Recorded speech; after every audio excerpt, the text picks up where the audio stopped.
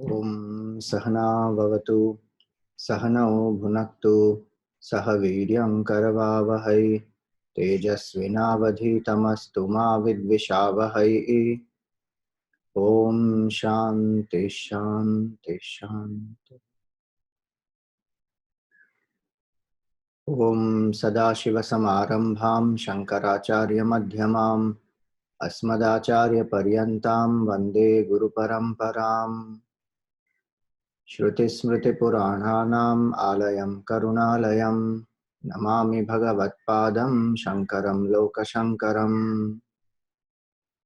शङ्करं शङ्कराचार्यं केशवं बादरायणं सूत्रभाष्यकृतौ वन्दे भगवन्तौ पुनः पुनः।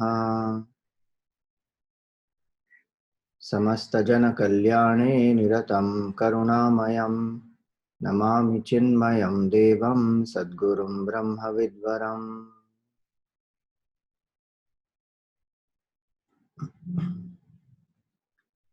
Hari Om, salutations to all. So in the Kathopanishad we saw the 12th mantra, second chapter, second valli, 12th mantra.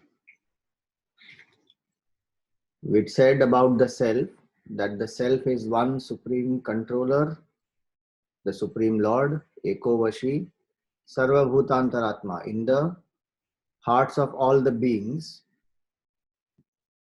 and Ekam Rupam Bahudha Karoti, appears as the manifold universe.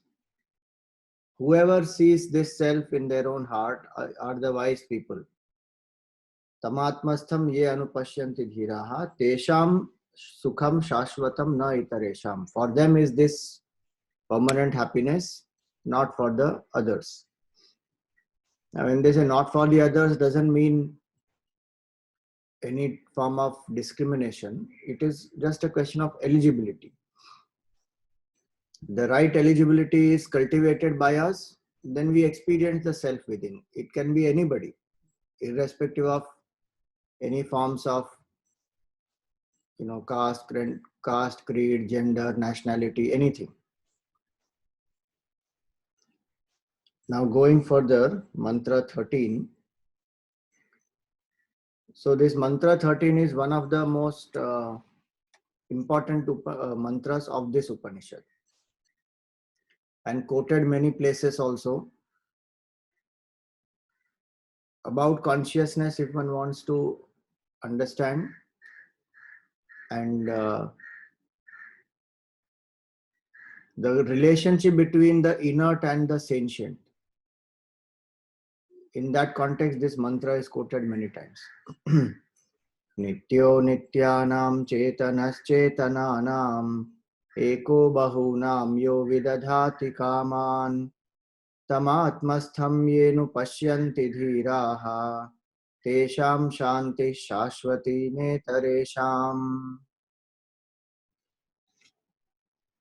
So even in the context of attaining peace, happiness, this mantra, the previous mantra, a few mantras like that are quoted very often. So now what does this mantra say? Nityo anityanam.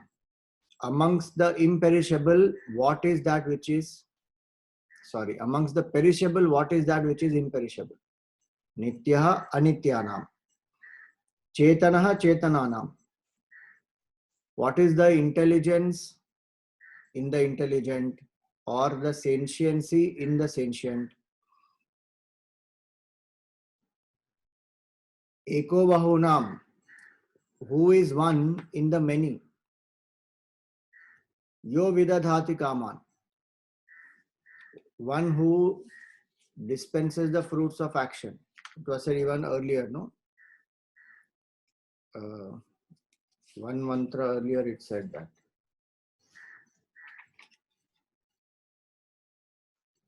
Ekam rupam bahudha yak karoti.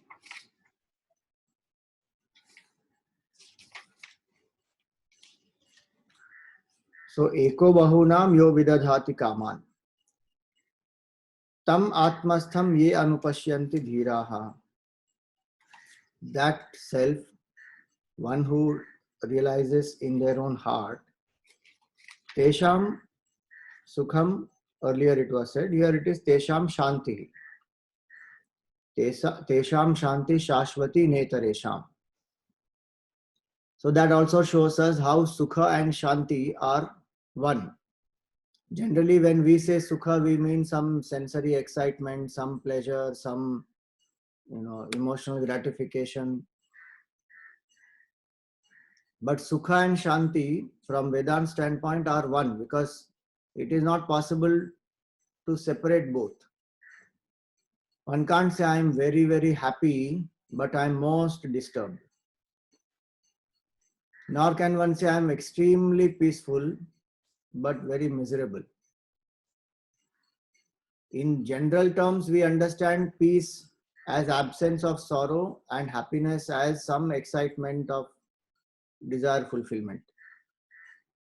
But that is a very superficial level of understanding, because we are considering them as separate and we have a certain idea about them. But from Vedanta standpoint, Sukha and Shanti are one and the same. When the mind is quiet, it is happy. When the mind is happy, it is quiet. Any happiness we experience is because of quietude of the mind, not just because of desire fulfillment. Especially this Shashwati Shanti, the permanent peace, and Shashwatam Sukham, supreme happiness, permanent happiness. They cannot be different. They are one and the same.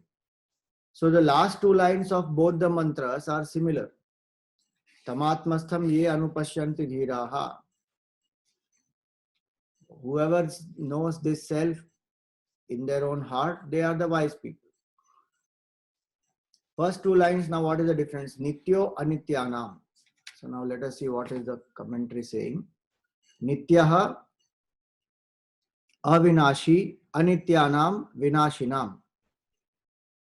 So everything that is perishable in this world, which is by itself inert.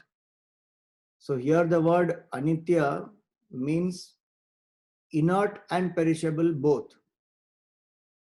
Even the sentient is perishable, but that is indicated by the word chetana.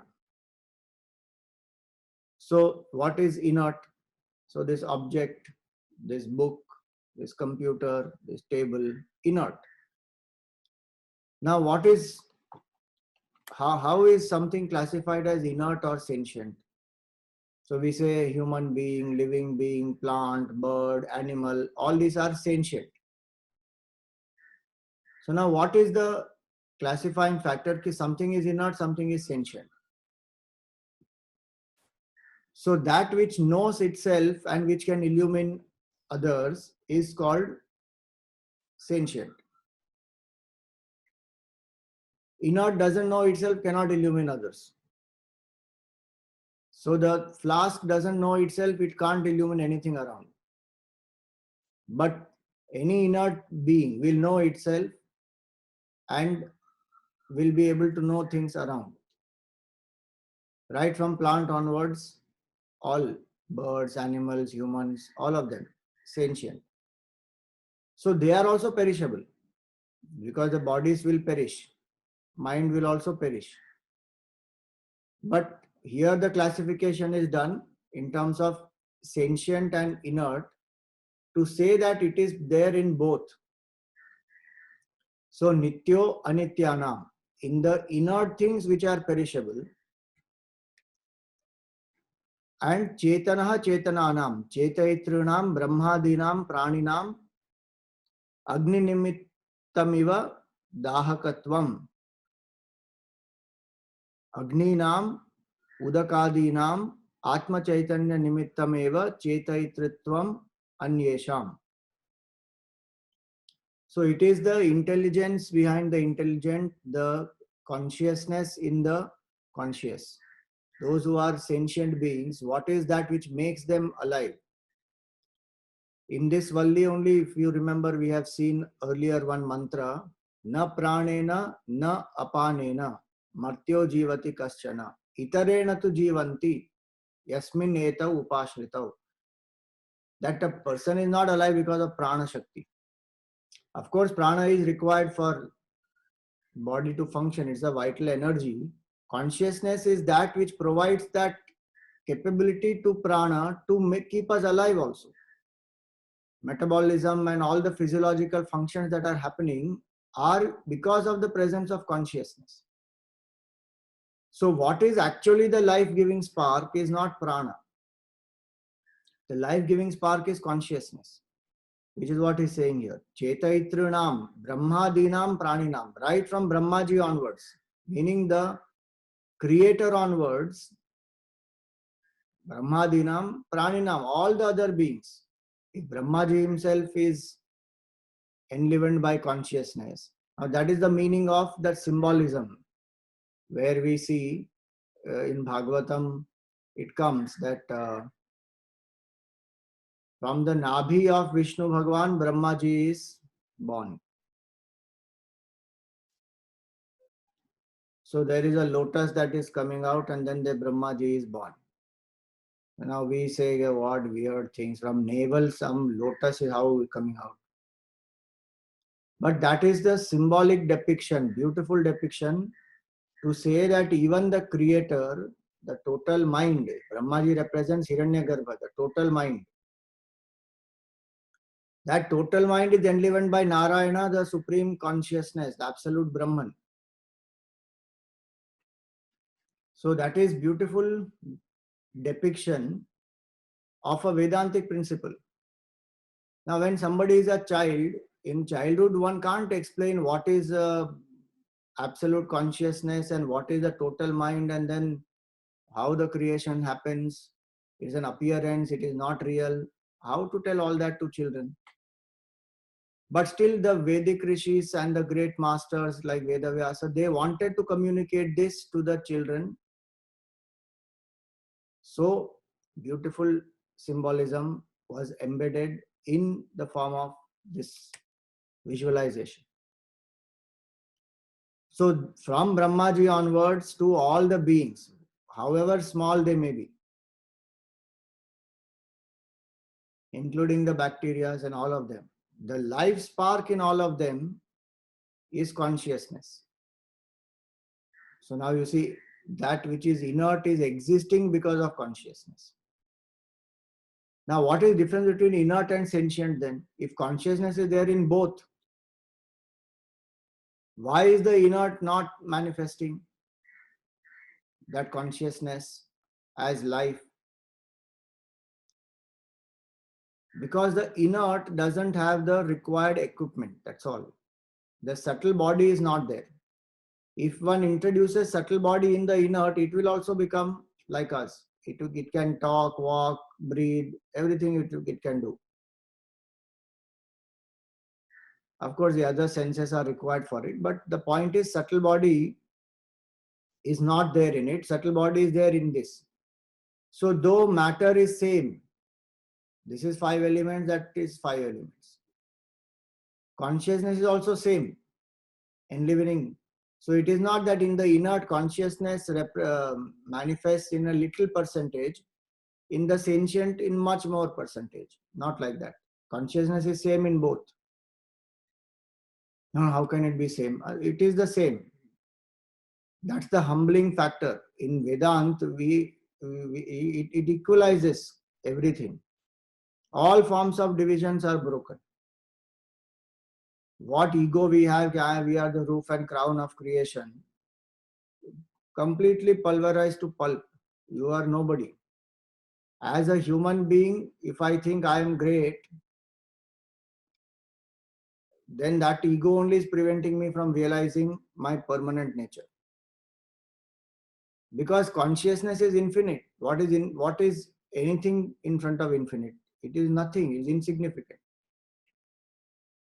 And if I compare, this is inert and I am superior, Vedanta says nothing, it is same. The equipment is made up of the same 5 elements. Atma is also same in all. There is no difference in Atma. That's why when Prahlad asks Hiranyakashipu asks Prahlad that, is your God in the pillar? Prahlad doesn't even blink an eye. He says, yes, he is there in the pillar also.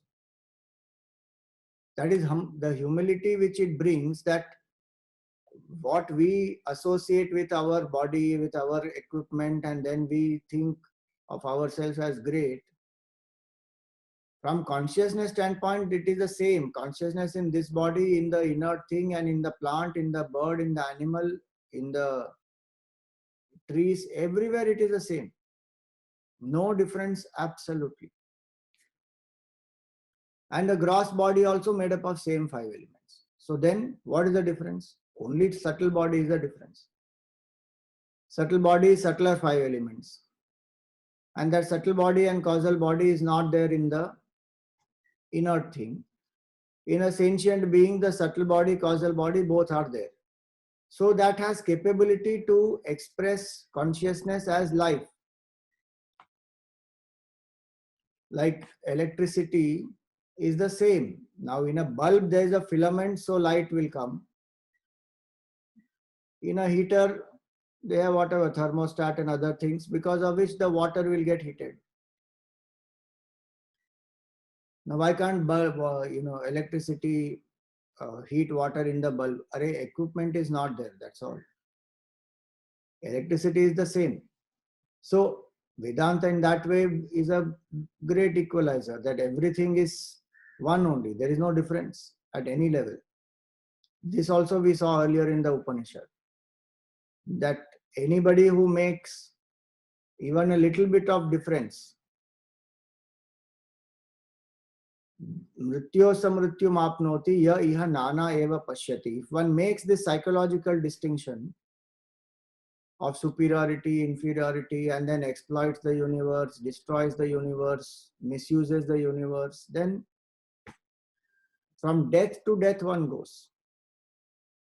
So what is that factor which is common in the inert and in the sentient? Right from Brahmaji to all the beings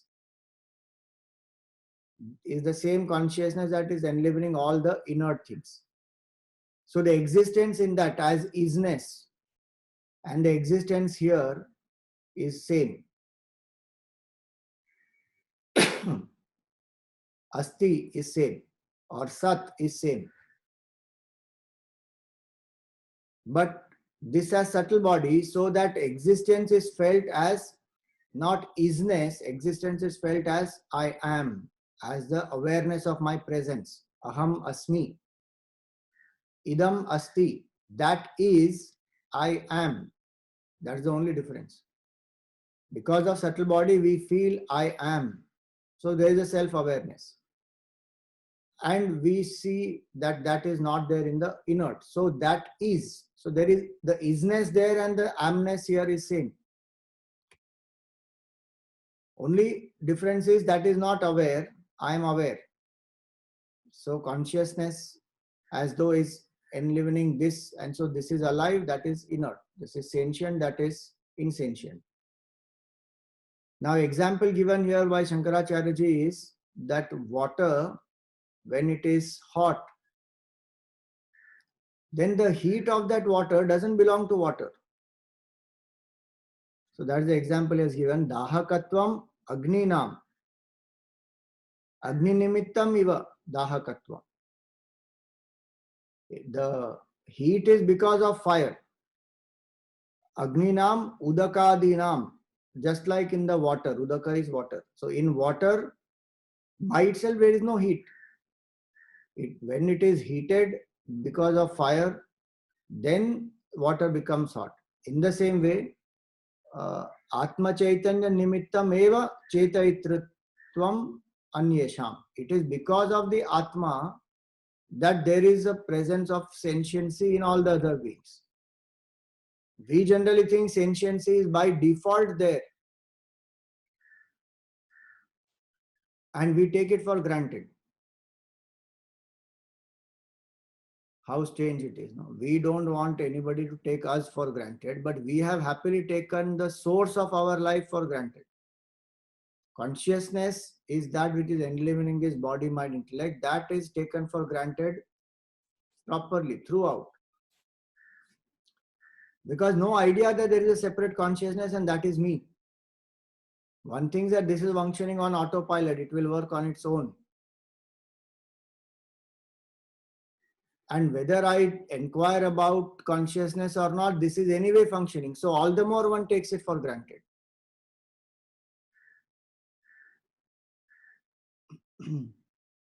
Which happens even in our daily life. Many times mothers get taken for granted. Because whether you acknowledge the presence or not, the mother will still love and still do what needs to be done. So mother is an example. It can apply to anybody else also. So anyway, even without the acknowledgement of their presence, when something is anyway going to be done, so then that is taken for granted. Same way, whether one acknowledges or not, Atma Chaitanya is going to enliven this BMI and this whole world. So taken for granted. But the wise people, they discriminate, they understand that there is a different consciousness that is enlivening this. So more and more one tries to tune the mind, turn the mind to that. So that's why he says, Kim cha sa sarvagnya sarveshwara. And what is that Atma Chaitanya? It is sarvagnya, it is all-knowing, omniscient. Sarveshwara, it is the Lord of all the beings. Kaminam samsarinam karmanurupam kaman karma falani swa anugraha nimittanscha kaman yaha eko bahunam anekesham anayasena vidadhati prayachati iti etat. So the mantra's next line says eko bahunam. It is one in all the beings. Vidadhati kaman, which fulfills the desires. Now, when we say Vidadhati Kaman, fulfills the desire, meaning you may say, but not every desire is fulfilled. So according to law of karma, what result one has to get, one will get. At the appropriate time, one will get the right results, it will come. So that Ishvara only, so consciousness which is enlivening the inner, sentient and the inert, is one in all the many. So one who sees the many is going from death to death, but one who sees the one becomes immortal. And what is that one consciousness? It is omniscient, omnipotent, omnipresent. It is the creator, it is the supreme lord of this universe. And kaminam samsarinam, for those who have desires, those who want to fulfill various desires in this world, they will do lots of actions, karmanurupam. Now their actions have to give result, kaman karma falani.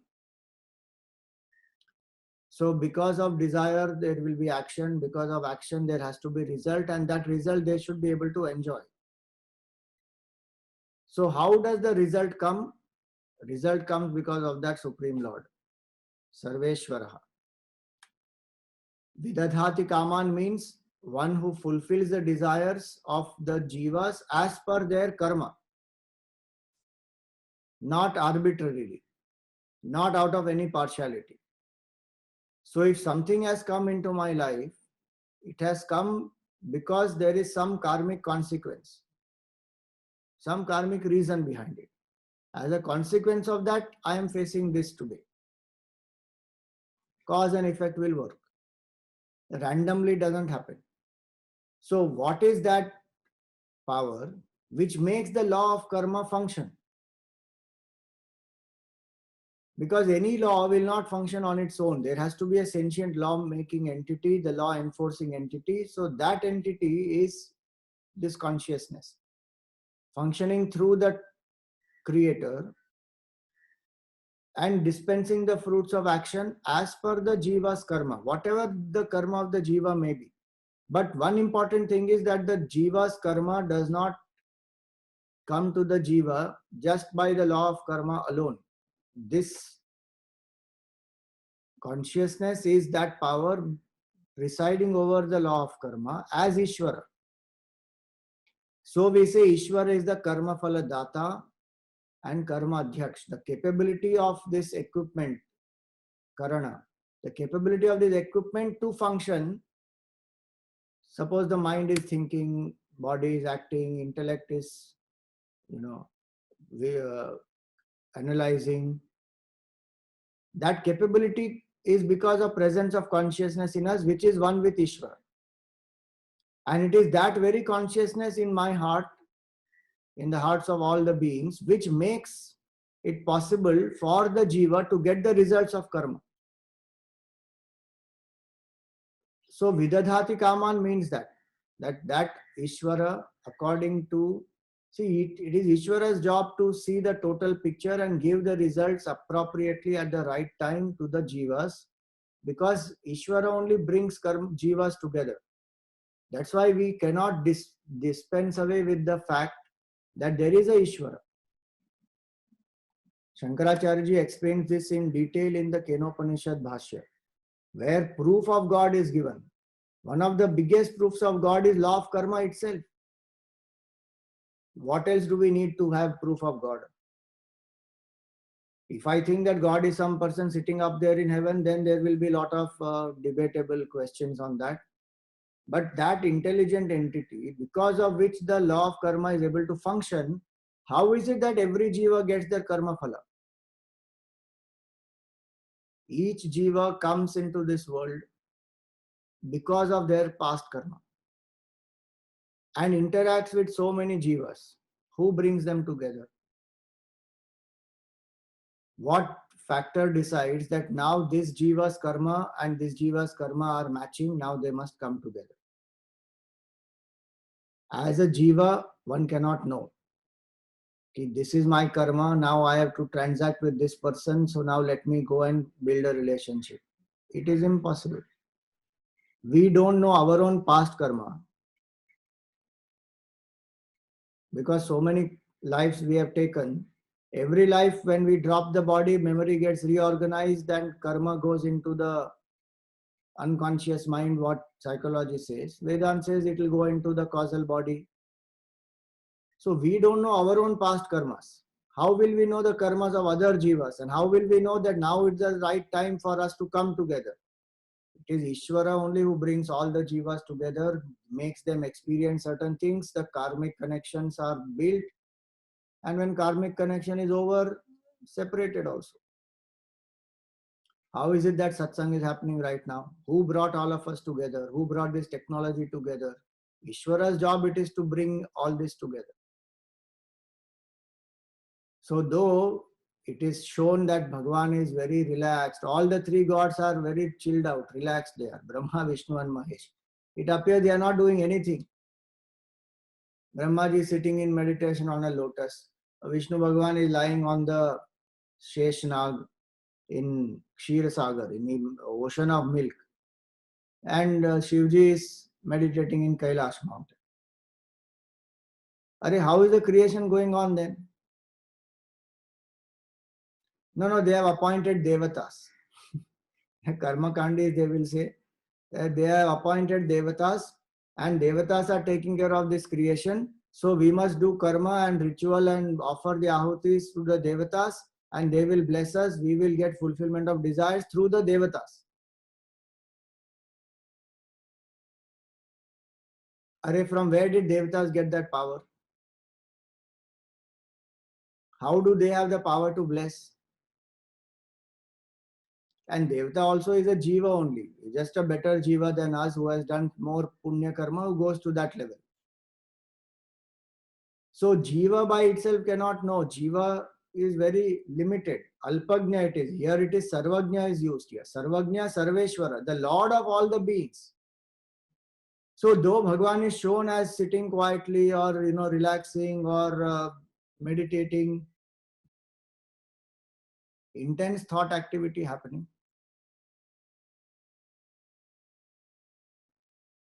In any company also it happens or not. It appears as though the board of directors and the chairman and all of them are just relaxing, come sit in a meeting and then go back.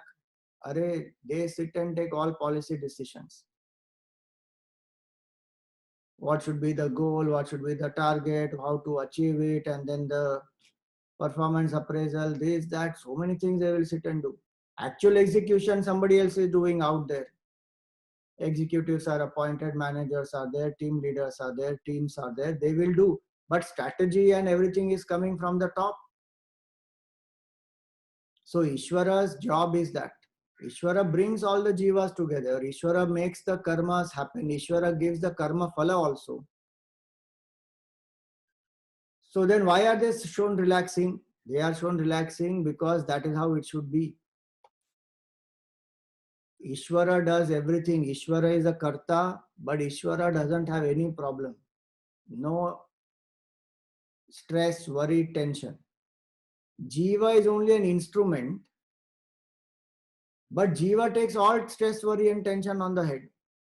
Arey, leave it to Ishvara, Bhagwan will take care. Why worry? No need to worry. Bhagwan is there, no, he will do. If some karma I have done, this is not to become lazy. I should do my Purushartha, there is no doubt. But with the bhav that my Purushartha also is grace of the Lord only. The practical implication of this is that either say that I am the Sakshi which enlivens everything, everything else is a Jada Vastu. Without the presence of consciousness, there is nothing that can function. I am that consciousness, and that is manifesting as a witness in my heart. So I am a Sakshi. I am uninvolved observer. Either take that approach, and that Sakshi in me is the Sakshi in all. So it is Sarvajna Sarveshwara. So that we don't make a concept of Sakshi as one small little thing inside my personality. It is all pervasive. Either take that approach or take this approach, saying that Bhagwan is the Karta, I am a Nimitta, and whatever karma I am doing is by grace of the Lord only. Without the presence of the Lord, the BMI can't function. Thinking capability also came from the Lord. You know, Paramahams Yogananda used to say that there is not a single thought that you and I can think independently. Every single thought is a thought in the total mind. So there's nothing called my thought, my creativity, my intelligence. It is zero.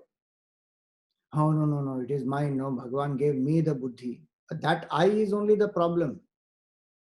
How much one wants to own that which is not mine, when I try to own that and grasp that and, grab that, then I am called Dhritarashtra. Blind I am. Because evidently this intellect, this mind, this body, especially after studying Vedanta, one knows it cannot function on its own. It is just inert matter. 5 elements from which this physical body is made, 5 elements from which the subtle body is also made. So then what is that pride? This is my intelligence. There is nothing called my intelligence. Even in the Gita, Bhagavan said the same thing, 7th chapter he said. Buddhihi buddhimatam asmi, tejas tejasvinamaham. I am the intelligence in the intelligent and brilliance among the brilliant. No, but some credit you should give me. Okay, if at all you want credit, you are the instrument. Nimitta matam bhava savya sachim. A devotee goes one level beyond that also. I am not even the instrument. Bhagwan alone is. And Bhagwan is doing everything. Who are you? Zero. That will be realization. That is called Dhira Purusha. If I make myself zero, I am nobody. Till I hold on to I am somebody, I will be bound. If I say I am nobody and genuinely, not simply verbally saying I am nobody, feel I am nobody. Nobody means just zero. That person is wise person. That one will realize. So that's what he says here, that Ishvara gives kaman karma phalani swa anugraha nimittanscha. It is by the anugraha of Ishvara only all the karmas are able to give result and all the jivas are able to function. So there are different factors. One is the jiva, second is the karma phala, second is the karma that the jiva does, and the third is the prakriti, the laws of nature, which include the law of karma also. Generally, we think these three by themselves are responsible for giving us the result. That I, the jiva, did certain karma, and as per the law of karma, I deserve a result, so I must get that result. And result, of course, comes because the system is created. So now, because the system is created, what one actually thinks, that my karma got me the result. So one thinks that jiva is supreme, or the karma of the jiva is supreme, that if I do certain karmas, I will get certain results. So if I work hard in this world, I will get money, I will get name, fame, position. So it is my work. So one is the jiva bhav, second is the karma I have done. So I believe karma gets all this. And there is no doubt karma is a means. But if I say that karma by itself is able to get, so karma is greater, that is not correct. Or we say that there is a law of karma. I don't believe in God. I believe in nature. I believe in energy. I believe in some power which makes, which ensures that there is a cause and effect which is functioning in the world. So the system is greater. So either the individual or the karmas of that individual or the system. Vedanta says none of these are great. What is great then? The one who empowers all the three is great. That is the consciousness. Because karma by itself is inert. Law of karma by itself is also inert. Jiva by itself is also inert. If consciousness doesn't enliven the jiva, jiva will not become sentient.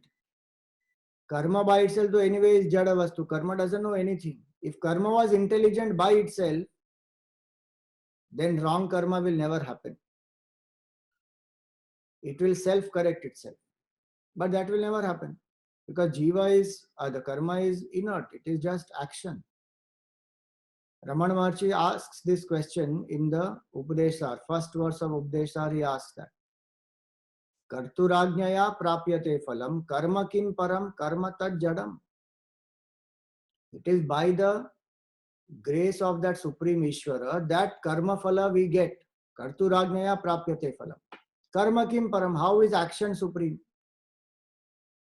Because the rishis of the Daruka one, they got so many siddhis, powers, they thought that they have become great by their karma. And they forgot Bhagavan. See, these stories may feel very ancient, but they are same. Today also we are going through same thing.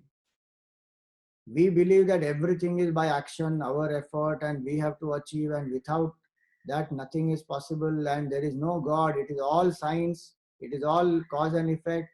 It is all very rational. We don't believe in anything mumbo jumbo and superstition and God and some mystical things. No. We are very scientific people. We believe only in cause and effect. Wonderful. Cause and effect, how does it function? Action, how does it give result? No, that is because of cause and effect. But cause and effect has to function properly, no? If there is a lockdown today, how is a lockdown functioning? There is a government which is enforcing that lockdown. Otherwise, it will not function.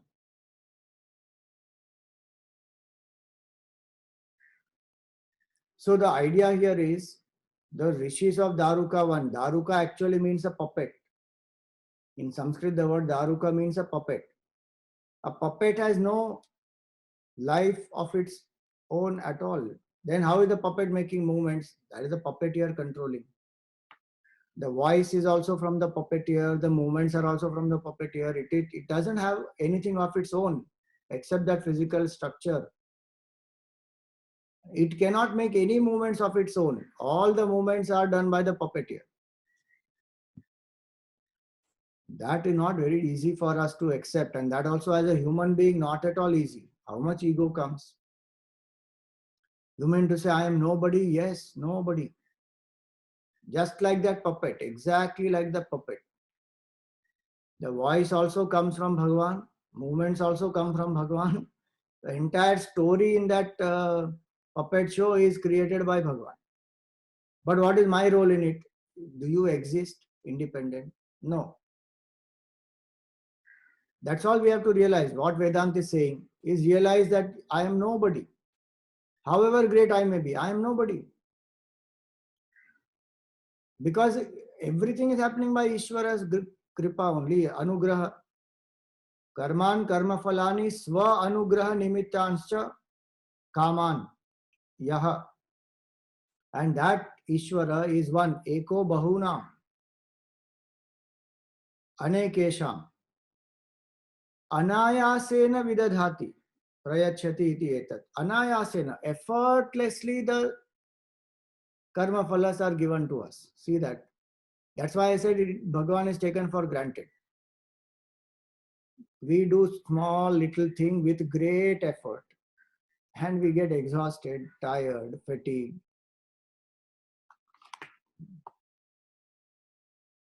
And then we wait when the result of this will come. Now, when the result also comes, if it is conducive, we get extremely elated, which also exhausts us. If it is not conducive, we get sad and tired, which also exhausts us. What is this jiva condition if you think about it? No, Swami, you are painting a very negative picture. There is no negative picture. This is the fact. I am incapable of doing even a little bit. But I am fretting and fuming as though I have done everything. How much stress, worry, tension, anxiety, baapre. And Bhagavan is doing everything anayasena, effortlessly.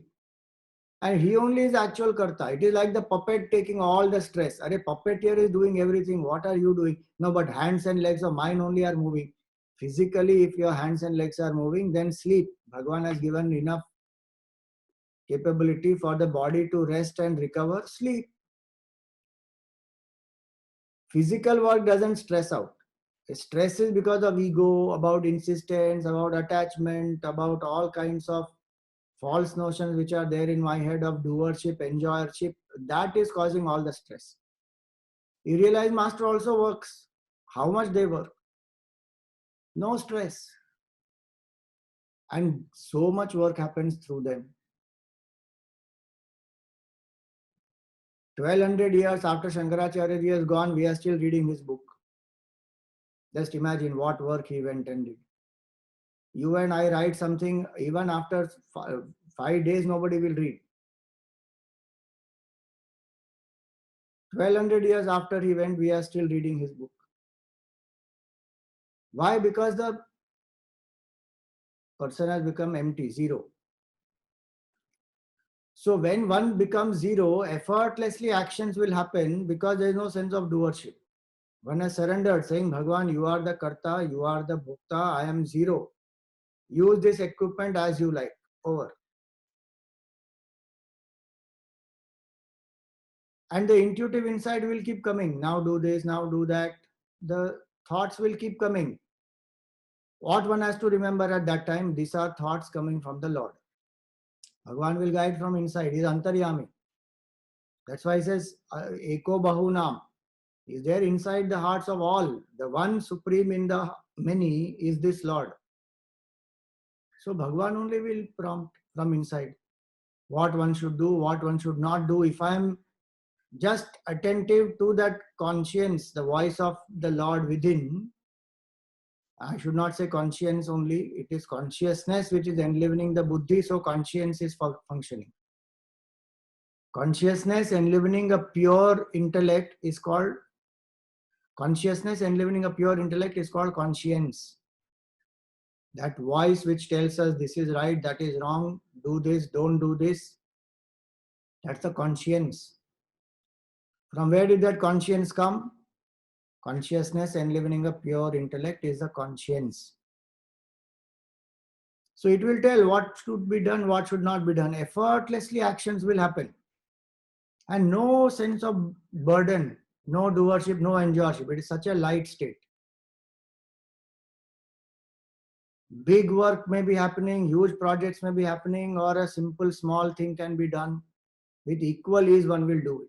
No ego problem. No feeling that, I have to do such small things. Look at our condition today. Some people are cribbing and complaining. Maid servant is not there, 21 days now, I have to clean the house, I have to wash the utensils. Are do it. Wow. How much to crib and cry? For what?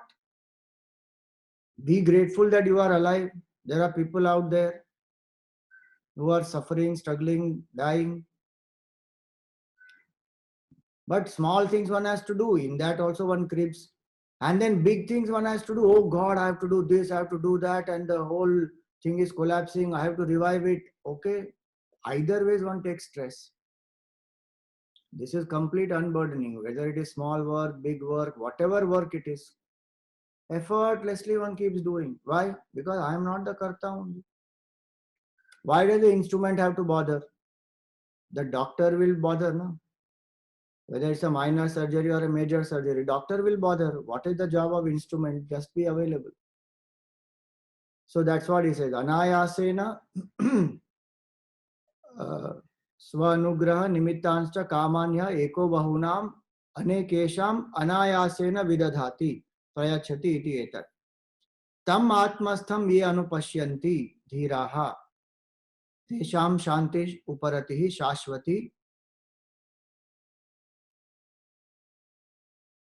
nitya swatma bhutaiva syat na itaresham anevam vidhanam. This is same as the earlier mantra. Such people who recognize that presence of consciousness in their heart as their true self. So if I become zero at the ego level, it is because I also realize I am that pure consciousness which is infinite. They attain supreme peace, Shashwati Shanti, not relative peace. Relative peace is of peace of mind. It comes and it goes.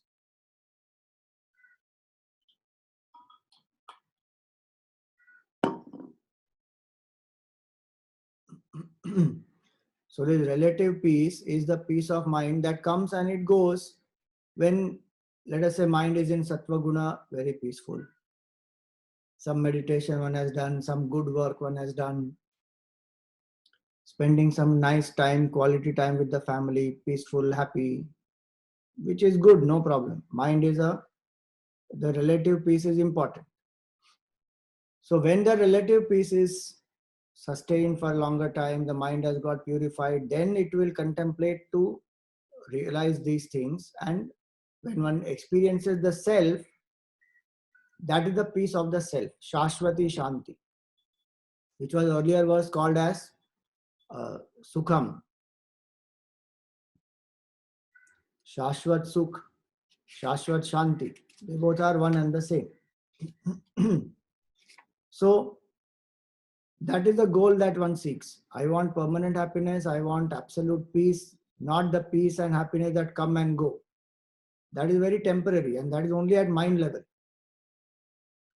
How do we know that this Shanti exists? Because every night we experience in deep sleep without the presence of this mind. In Samadhi, the great masters experience. Whenever we are able to, we also get a glimpse of it. When we go beyond the ego, at least for a few seconds, we realize something very deep and peaceful is there. We have forgotten ourselves. So there is Shashwat Shanti, and that is what this person realizes. So now, these few verses, what we just saw, this verse, the earlier verse, and then the verses before, which gave the example of the sun, which gave the example of the wind. All those are to help in the Atma Jnana, to abide in the self. This next mantra which is there now, that mantra, there are two opinions. So, as far as the Upanishad is concerned here, it is as though a question that is raised by Lord Yama himself. Like how when we have this discourse, in that we only raise some questions and we answer, presuming that these type of questions may be there in the mind of the audience. So we raise some questions and we only answer. So 14th verse is a question raised by Yamaraj himself, and 15th is the answer to that. So that is one opinion. Gurudev in his commentary has written that he feels that this is a question of Nachiketa. And the 15th one is the answer of Yama. Now, obviously, from the Upanishad standpoint, there is no Nachiketa Uvacha in this. So one is assuming it is a Yamraj's question. Yamraj has raised this as an objection. What is it called? Preempting. Preempting that this question may be there in the mind of Nachiketa or the students who are studying Brahma Vidya. Either ways, Gurudev says that generally we can consider it as a question of the student because this is a question that many will have. Especially the students of Vedanta, many of them will have this question.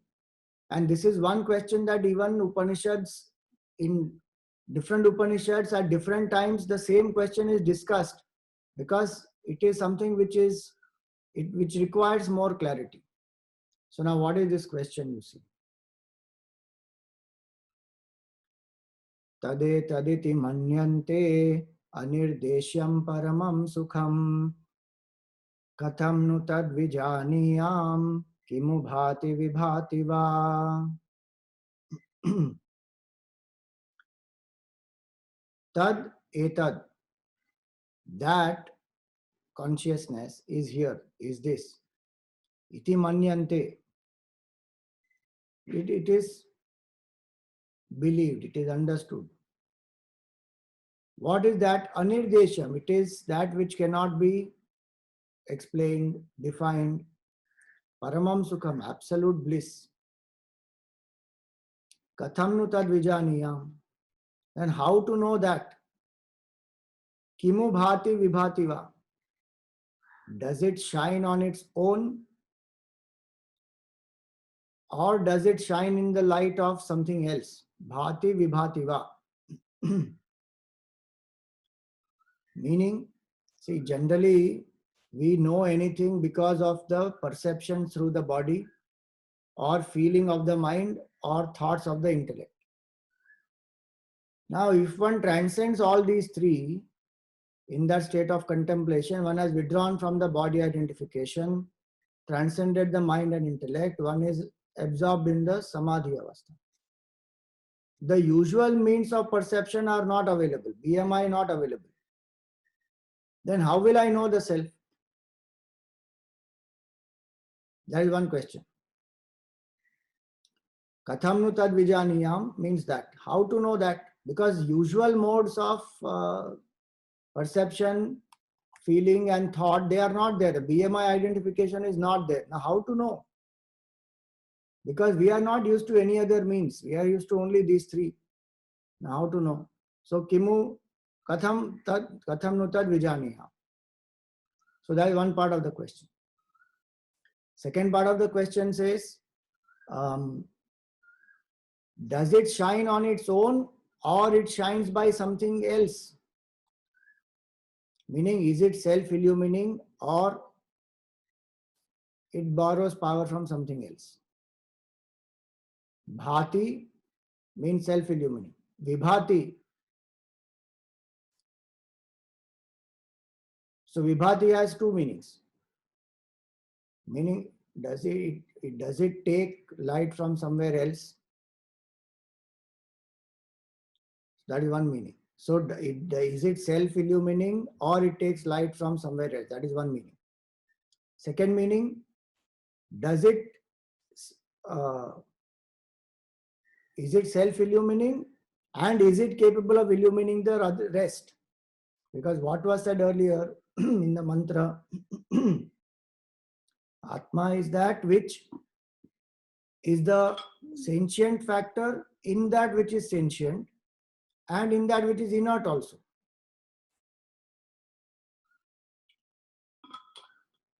So it is able to illumine both inert and sentient. So the question here is that, is it self-illumining and does it illumine the rest? Or does it borrow its light from something else? Which is what many times we have a question. That if body, mind, intellect is not capable of knowing, in what light will I know the self? Meaning we think that there's something else which I should know to know the self. Like we use a torch. Now we use a torch to see the things in a dark room.